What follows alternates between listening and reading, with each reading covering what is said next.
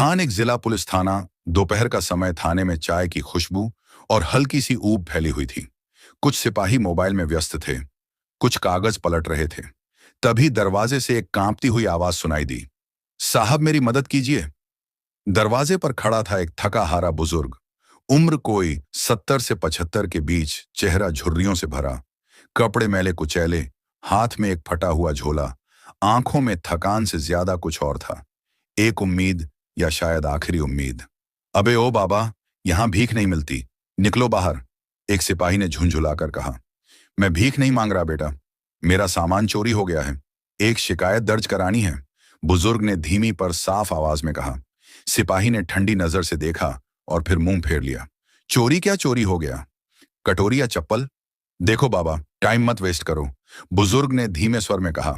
मेरे पास ज्यादा कुछ नहीं था, बस एक पुराना बटुआ, और उसमें मेरी बीवी की दवा के पैसे थे और मेरी पुरानी पेंशन की पर्ची। थाने में कोई हंस रहा था, कोई नजरें चुरा रहा था, लेकिन तभी अंदर के केबिन से किसी ने पूछा, क्या हुआ बाहर? कौन है? यह आवाज थी एसपी आदित्य प्रताप सिंह की।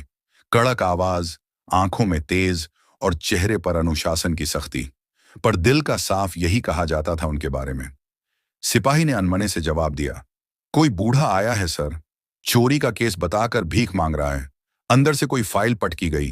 चोरी का मामला है तो सुनो, भीख मांगना और शिकायत करना दो अलग चीजें हैं, भेजो उसे अंदर।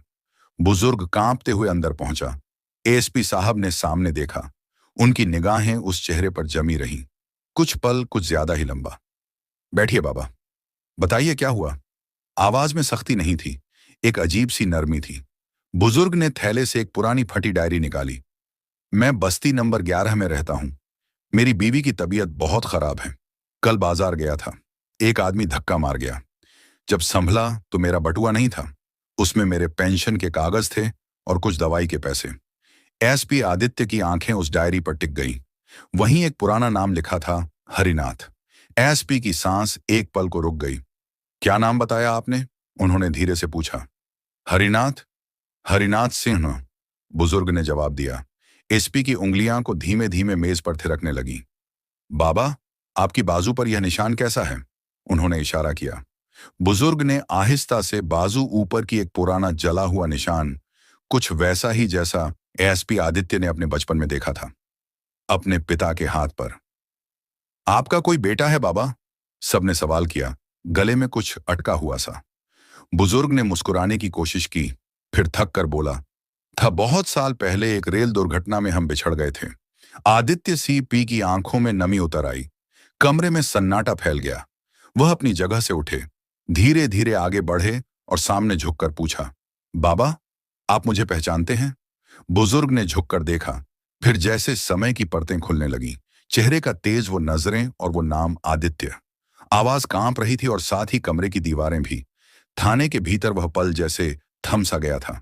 एसपी आदित्य की आंखें अब नमी से भरी थीं, लेकिन वह सख्त चेहरा, जो जिले भर में डर और इज्जत दोनों का प्रतीक था, अब थरथराने लगा था। बाबा, आप ही हो ना? हरिनाथ सिंह मेरा बाबा। बुजुर्ग की आंखें पल भर के लिए खुली की खुली रह गईं। वो आदित्य की आंखों में देख रहे थे, जैसे किसी भूले बिसरे सपने को पहचानने की कोशिश कर रहे हों। तू तू मेरा आदित्य है। उसकी कांपती आवाज में भरोसे और डर का अजीब मिश्रण था।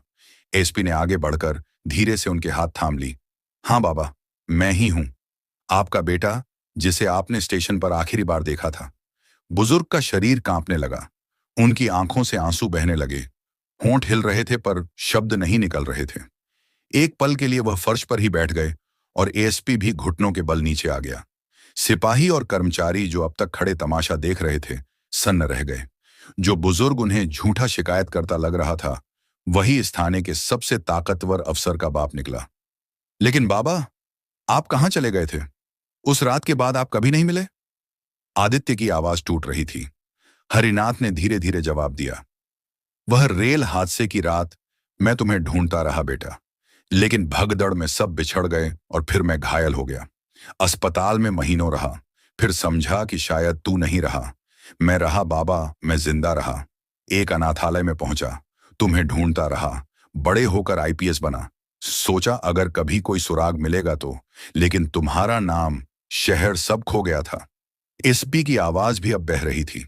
बुजुर्ग ने थरथराते हाथों से बेटे का चेहरा छू लिया। तू कितना बड़ा हो गया और अफसर बन गया बेटा। पूरा थाना अब भावुक हो गया था। कोई चुपचाप आंखें पोंछ रहा था, कोई छुपकर वीडियो बना रहा था। लेकिन उस पल में कोई नियम, कोई वर्दी, कोई औपचारिकता नहीं थी। सिर्फ एक बाप और एक बेटे की मुलाकात थी जो जिंदगी भर अधूरी रही थी। एसपी ने आदेश दिया, सभी रिकॉर्ड करो कि बाबा की शिकायत पर अब एफआईआर दर्ज होगी और इस केस की तह तक जाया जाएगा। सभी अफसर हरकत में आ गए। एक सिपाही चाय लेकर आया। बाबा जी कुछ खाइए, बहुत देर से भूखे होंगे। एएसपी ने खुद जाकर अपने केबिन से एक कपड़ा लाया और पिता के पैरों से धूल साफ की।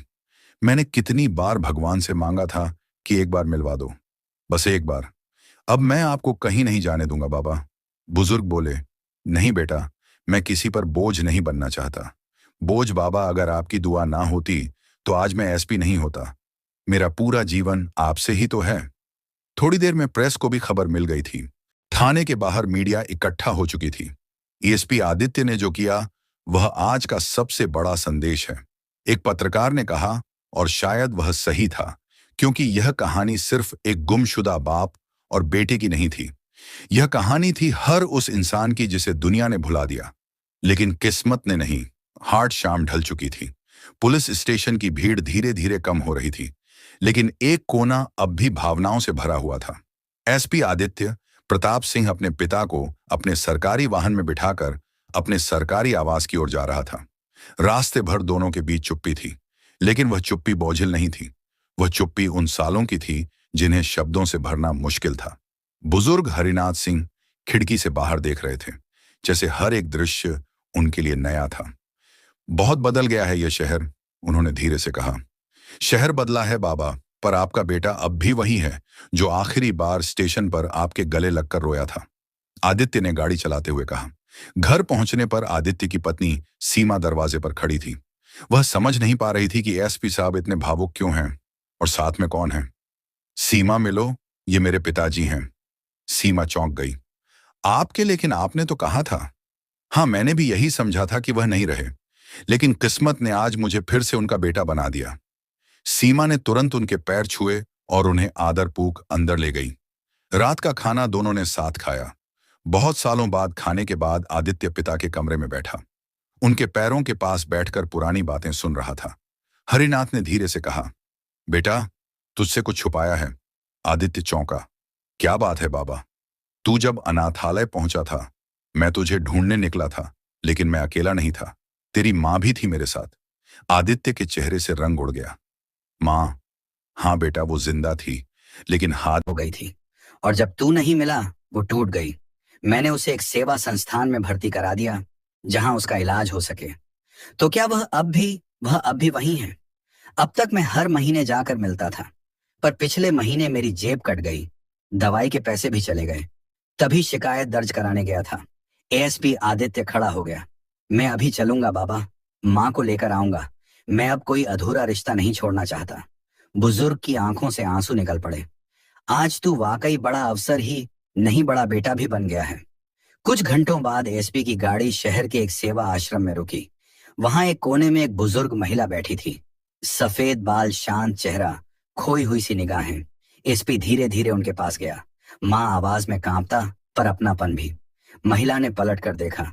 कई सालों की धुंध जैसे छटने लगी। आदित्य, उसकी आंखें पहली बार चमकी। एएसपी आदित्य ने झुककर उनका हाथ थामा और बोला, हाँ माँ, मैं आ गया हूँ। आपका बेटा, सेवा आश्रम की नर्सें, स्टाफ सब उस पल को देख रहे थे। एक बिछड़ा हुआ परिवार फिर से जुड़ गया था।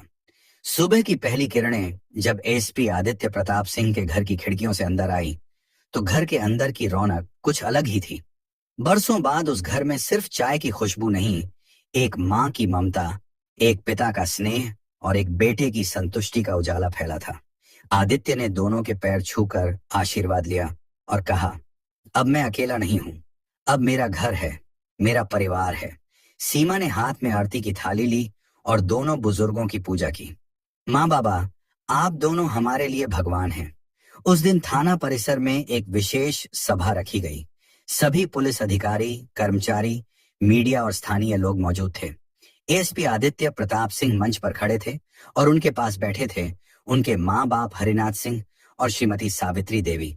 आदित्य ने माइक उठाया और कहा, आप सब सोच रहे होंगे कि एक बुजुर्ग की शिकायत के लिए मैंने थाने को रोका। क्यों? इतना गंभीर क्यों हुआ तो सुनिए।